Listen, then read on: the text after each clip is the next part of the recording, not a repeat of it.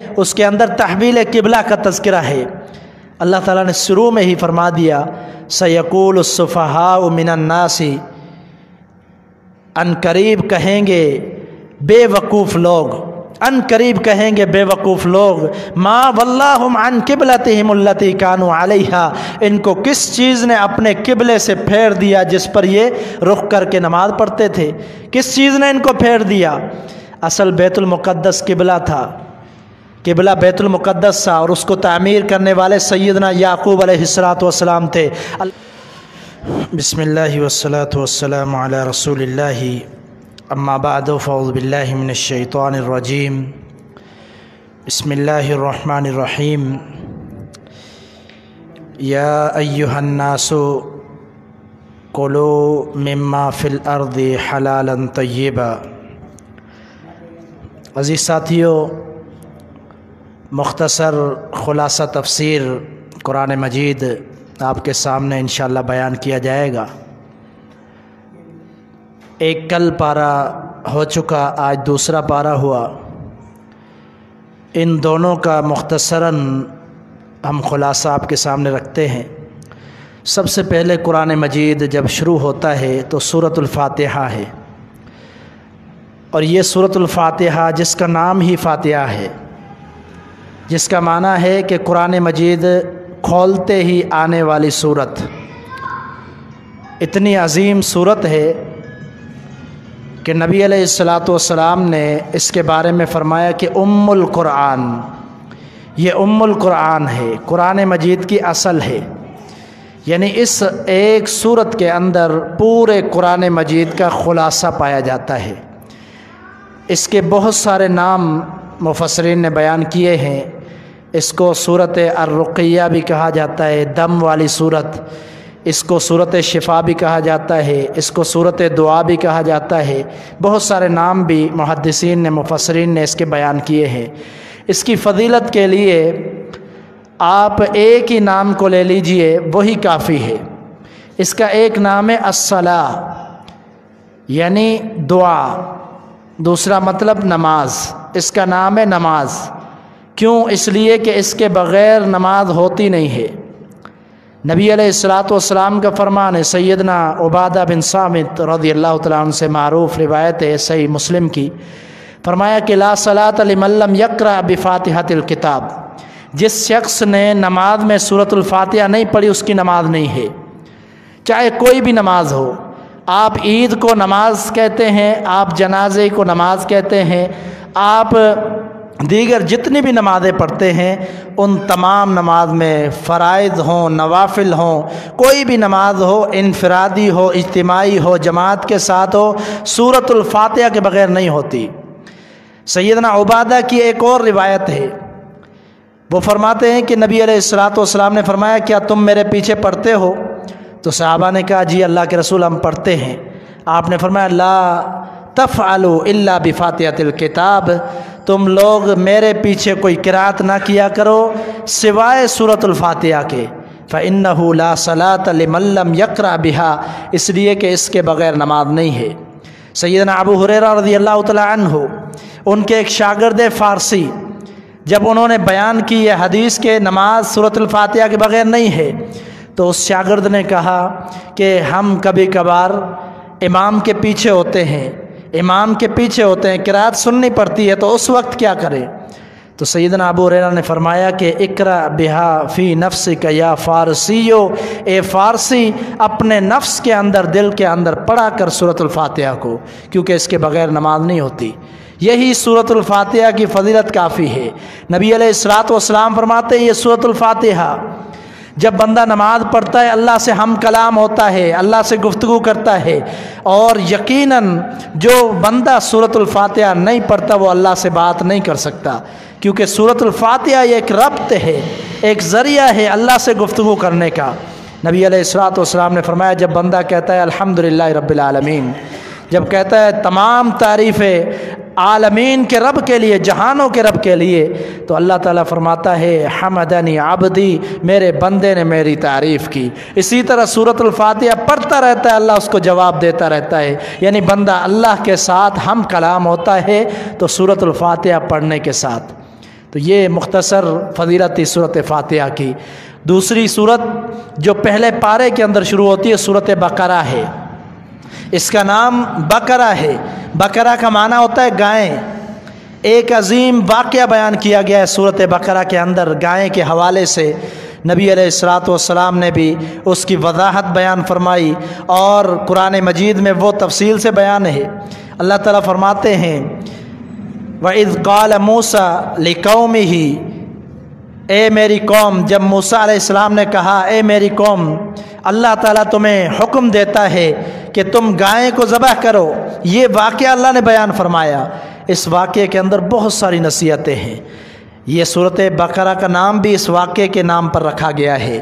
اس کا مطلب کیا ہے کہ ایک بنی اسرائیل کے اندر قتل ہو گیا۔ جب قتل ہو گیا اس کا فیصلہ کرنا تھا کہ کس نے قتل کیا ہے، قتل فیصلہ کرنا تھا۔ جب یہ سیدنا موسیٰ کے پاس آئے کہ اس کا فیصلہ کیجئے، سیدنا موسیٰ علیہ الصلاۃ والسلام نے اللہ تعالیٰ سے جب ہم کلام ہوئے طور پر، جبل طور پر جب ہم کلام ہوئے تو اللہ تعالیٰ نے یہ حکم دیا۔ تو سیدنا موسیٰ نے کہا گائیں ذبح کرو۔ انہوں نے کہا کہ گائیں کیسی ہونی چاہیے، کس طرح کی ہونی چاہیے، اس کا رنگ کیسا ہونا چاہیے۔ سوالات پہ سوالات کرتے گئے اور مشکلات بڑھتی گئی۔ اگر یہ گائیں کا حکم دیا سیدنا موسیٰ نے اللہ کے حکم سے، اگر یہ گائیں ذبح کر دیتے تو کوئی بھی پکڑ کر ذبح کر دیتے، مسئلہ حل ہو جاتا۔ لیکن انہوں نے کیا کیا، سوال پہ سوال کیے، اللہ تعالیٰ نے اور مشکل کر دیا۔ پھر انتہائی مشکل سے ان کو گائیں کہیں سے ملی اور پھر اس گائیں کو انہوں نے ذبح کیا۔ اللہ تعالیٰ نے فرمایا فَقُلْ نَضْرِبُوهُ بِبَعْضِهَا كَذَلِكَ يُحْيِي اللَّهُ الْمَوْتَى، اب یہ اس کا ایک ٹکڑا گوشت کا اٹھاؤ، اس گائیں کا، اور وہ ٹکڑا لگاؤ مردے پر، وہ زندہ ہو جائے گا اور تمہیں بتائے گا میرا قاتل کون ہے، میرا قاتل کون ہے وہ بتائے گا۔ فرمایا اسی طرح ہم مردوں کو زندہ کرتے اپنے حکم سے۔ یہ تمہارے لیے بہت بڑی نصیحت ہے کہ اللہ اس گائے کو حکم سے، اپنے حکم سے زندہ کر رہا ہے، اور شرط کیا ہے کہ صرف گائے کو ذبح کرو، اس کا ٹکڑا لگاؤ، یہ زندہ ہو جائے گی۔ اس سے کبھی بھی آج تک کوئی تجربہ کر کے سے دیکھے، کبھی زندہ نہیں ہوگی، آج کبھی زندہ نہیں ہوگی، کیونکہ اللہ کا حکم تھا۔ اللہ کے حکم کی پاسداری جب ہوئی تو اللہ تعالیٰ نے اس کو زندہ کر دیا۔ مردے کو تھوڑی دیر کے لیے زندہ ہوا، اس نے بتلایا کہ میرا جو قاتل ہے وہ میرا اپنا بھتیجا ہے جس نے وراثت کی وجہ سے مجھے قتل کیا ہے۔ تو یہ واقعہ اللہ تعالیٰ نے عظیم بیان کیا۔ یہاں بہت بڑی نصیحت یہ ہے کہ جب اللہ تعالیٰ کوئی حکم نازل فرماتا ہے اس کو ماننے کے لیے تیار ہو جاؤ، اپنی مرضی نہیں چلاؤ۔ جب اپنی مرضی چلاؤ گے معاملات بڑھتے جائیں گے، اللہ کے احکامات اور سخت ہو جائیں گے۔ اس لیے مرضی نہیں بلکہ اطاعت کرنی ہے، اللہ کا فرمان آ جائے تو اطاعت کرنی ہے۔ اس صورت کے اندر اللہ تعالیٰ نے یہودیوں کے کارناموں کو بیان کیا ہے۔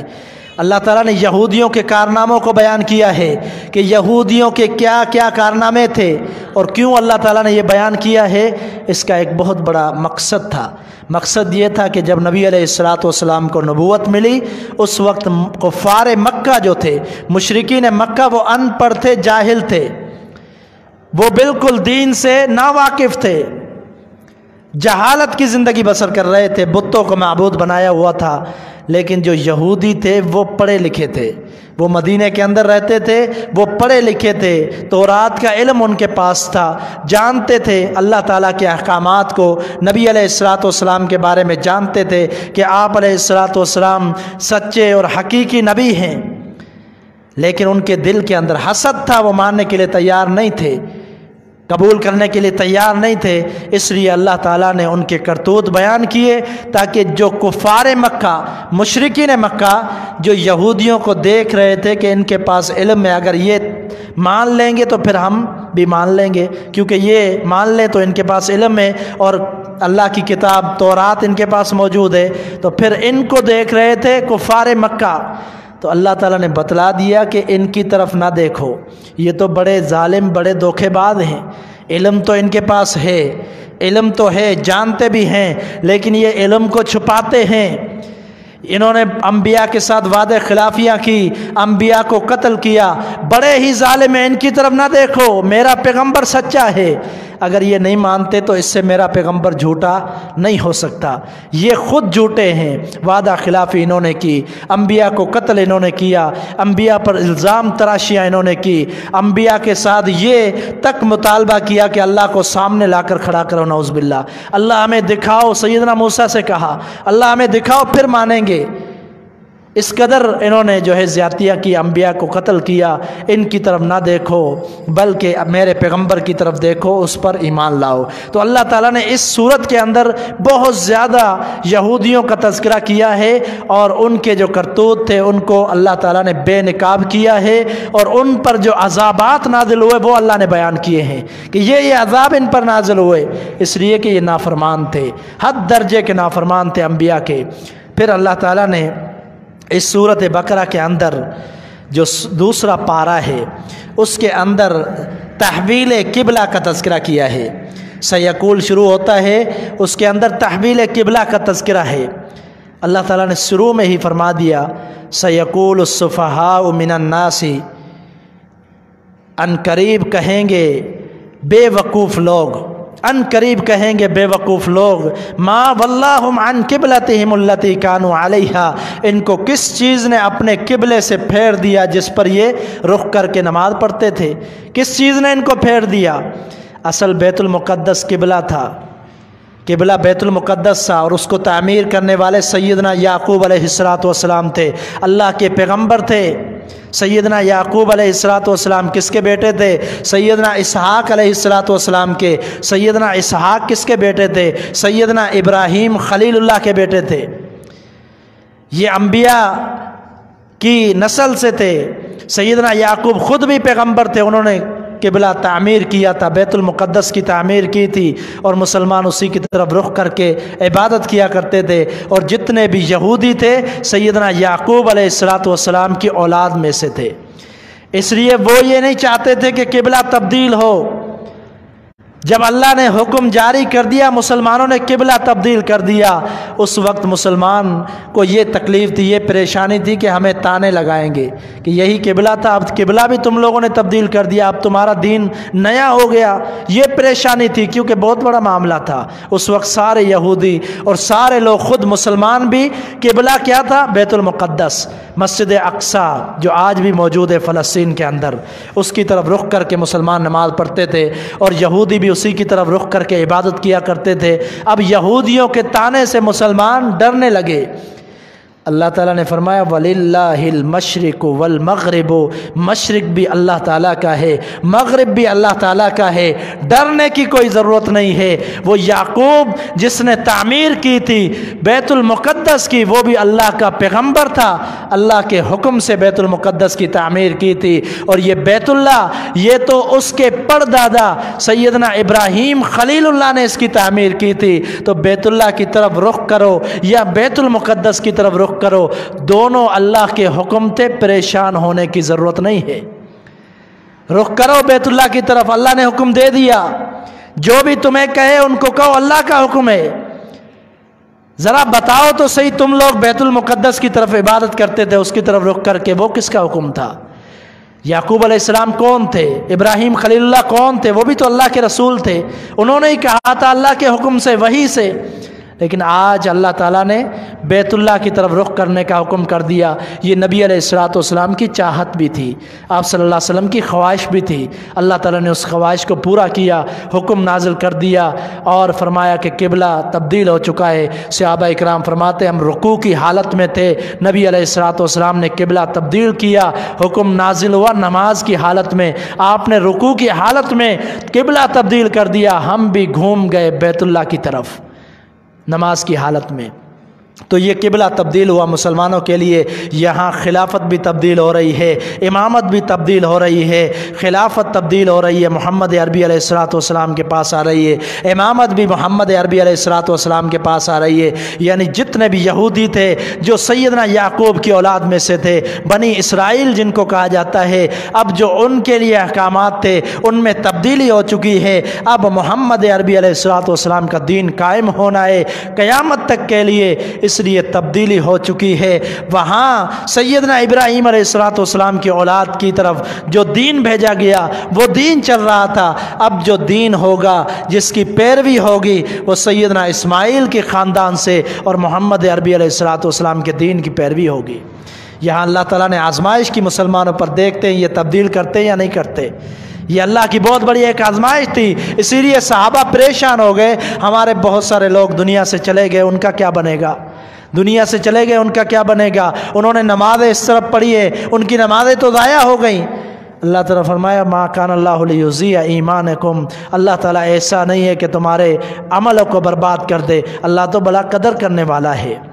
یہ پریشانی نہ کرو کہ ایمان جو ہے اعمال ضائع ہو جائیں گے۔